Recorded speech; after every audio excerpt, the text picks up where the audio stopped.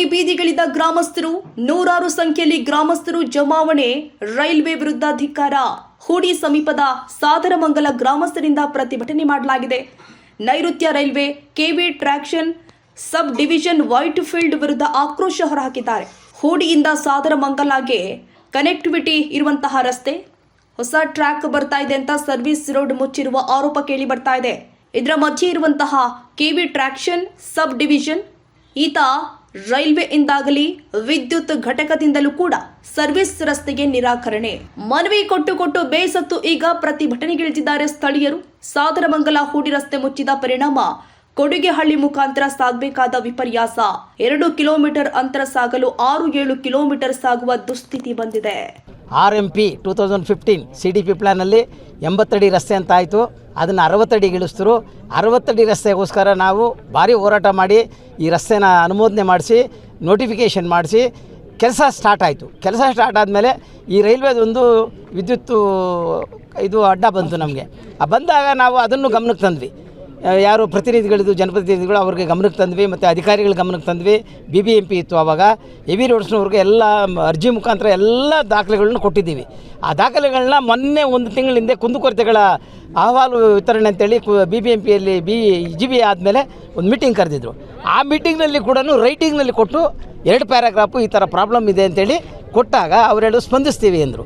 ಇಲ್ಲಿ ಸುತ್ತಮುತ್ತ ಸೀಗೆಹಳ್ಳಿ, ಸೊನ್ನೇನಹಳ್ಳಿ, ಕನ್ಮಂಗಲ, ಬೆಳ್ತೂರು, ಕುಂಬೇನಗರ, ಕಾಡ್ಗೋಡಿ, ಸಾದರಮಂಗಲ, ಸ್ಲಂಬೋಡು ಪ್ಲಸ್ ಕೊಡುಗೆಹಳ್ಳಿ, ದ್ಯಾವಸಂದ್ರ ಸುಮಾರು ಒಂದು 23 ಊರಿನವರು ಇದೇ ರಸ್ತೆನೇ ಅವಲಂಬಿಸಿರೋದು.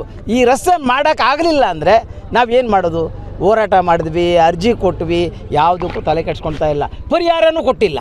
ನಂದು ಸರ್ವೆ ನಂಬರ್ 52 ಮತ್ತು 82. 82ರಲ್ಲಿ 6 ಗುಂಟೆ ಹೋಗಿದೆ, 52ರಲ್ಲಿ 10 ಗುಂಟೆ ಹೋಗಿದೆ. ಅದಕ್ಕೂ ನನಗೂ ಪರಿಹಾರ ಕೊಡಲಿಲ್ಲ. ನಾನು ಪರಿಹಾರ ಕೇಳಿ ನಾನು ಕೈ ಬಿಟ್ಬಿಟ್ಟೆ. ಈ ಪರಿಸ್ಥಿತಿ ನಮ್ಗೆ ಒದಗಿದೆ ಈಗ. ಯಾಕಂದರೆ ನಮ್ಮ ಜನ ಇವತ್ತು ಎದ್ದಿರೋದು, ಎಚ್ಚೆತ್ಕೊಂಡಿರೋದು ಭಾರಿ ಸಂತೋಷ.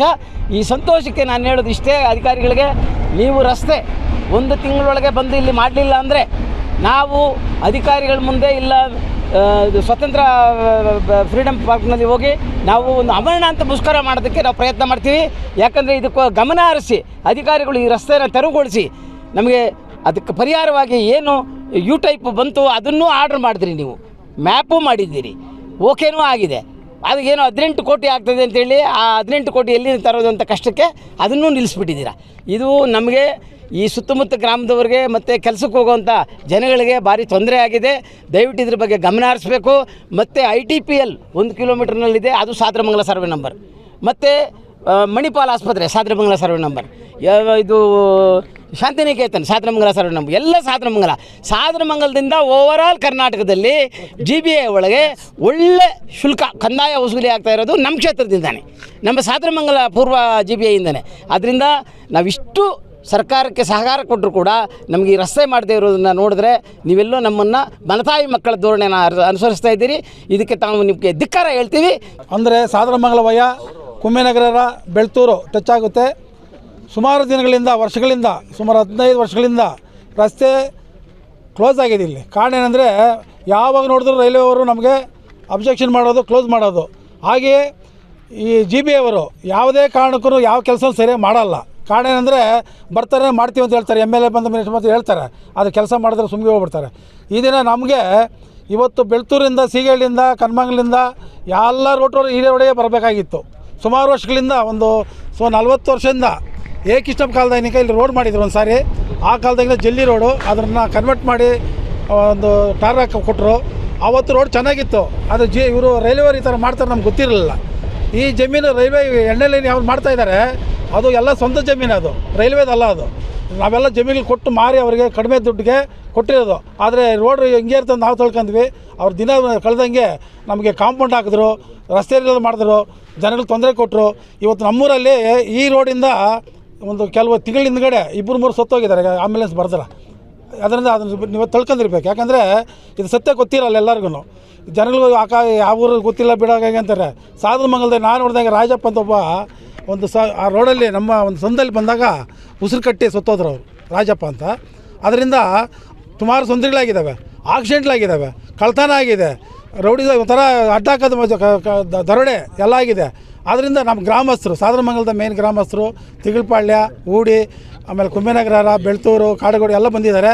ಅದರಲ್ಲಿ ಕೊಡಿಗೇಳಿಯವರು ಬಂದಿದ್ದಾರೆ. ಇದರಿಂದ ನಮ್ಮ ನಾಯಕರು ಎಲ್ಲರೂ ಬಂದಿದ್ದಾರೆ. ಅಪಾರ್ಟ್ಮೆಂಟು ನಮ್ಮ ಸ್ನೇಹಿತರು ಎಲ್ಲರೂ ಬಂದಿದ್ದಾರೆ. ಎಲ್ಲ ಇಂಥದ್ದು ಏನು ಯಾವುದೇ ಪಕ್ಷಭೇದ ಯಾವುದೂ ಇಲ್ಲ. ಇಲ್ಲಿ ಎಲ್ಲ ರಸ್ತೆ ಬೇಕು ನಮಗೆ.